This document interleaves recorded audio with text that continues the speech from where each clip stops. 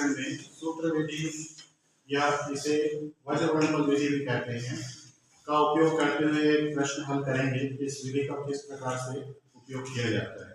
तो यहाँ पे देखिए हमारे पास जो दो चर का दो समीकरण है, 4x धन 7y बराबर 18 और दूसरा है 2x धन y बराबर 4। तो इसे हम लिख लेते हैं मानक के रूप में। तो 4x धन 7y, यहाँ पे लिखिए धन 18, तो इसको पक्षांतर करिए तो ऋण 18 बराबर 0 हो जाए। इसी प्रकार से दूसरे को लिखेंगे तो ये हो जाएगा 2x धन y ऋण 4 बराबर 0। ये दोनों समीकरण को हमने मानक के रूप में लिख लिया है और वज्रगुणनफल विधि का उपयोग करने जा रहे हैं। तो हम लिखते जा रहे हैं x बटे, अब यहाँ पे देखिए x चर के लिए हल कर रहे हैं तो x चर वाले को पूरा पूरा हम हटा देते हैं। हमारे पास क्या बचा 7 ऋण 4, यहाँ पे कोई गुणांक दिखाई नहीं दे रहा है तो एक छुपा हुआ है 1 और ऋण 18। तो 7 का गुणा हम ऋण 4 से करेंगे, फिर ऋण चिन्ह सूत्र का लगाएंगे, उसके बाद 1 का गुणा ऋण 18 से करेंगे। इसी प्रकार से हम अब y के लिए लिखेंगे तो ऋण y घटे, y वाले पद को अब यहाँ से हटा देते हैं तो ये बचा 4 का गुणा ऋण 4 से और 2 का गुणा ऋण 18 से होगा। तो 4 का गुणा ऋण 4 से, फिर ऋण चिन्ह सूत्र का और 2 ऋण 18, इसके बराबर 1 हमारे सूत्र का है, इसको लिखिए। अब ये अचर पद को हम हटा देते हैं तो हमारे चर के देखिए 4 और 1 का गुणा होगा, उसी तरह से 2 और 7 का गुणा होगा। ये मिलेगा 4 गुणित 1 ऋण 2 गुणित 7। तो इस तरह से हमने वज्रगुणनफल का उपयोग करते हुए हमने x, y और अचर पद के गुणांकों को आपस में गुणा करके लिख लिया है। अब इसको हल करते हैं तो ये मिलेगा x बटे 4 का गुणा ऋण 7 का गुणा ऋण 4 से करेंगे तो ऋण 28, ऋण चिन्ह 18 का गुणा ऋण 18 का गुणा 1 से होगा तो ऋण और ऋण धन हो गया, धन 18।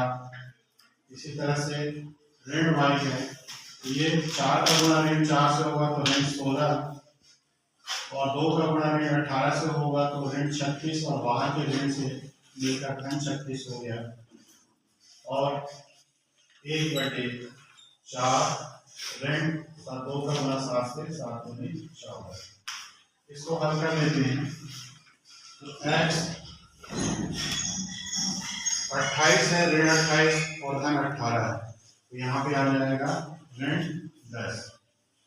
उसी तरीके से यहाँ पे ऋण 16 और धन 36 है तो ये आ जाएगा 20 और यहाँ पे 1 बटे 4 और ऋण 14 है तो ये घट के अपने को मिलेगा ऋण 10।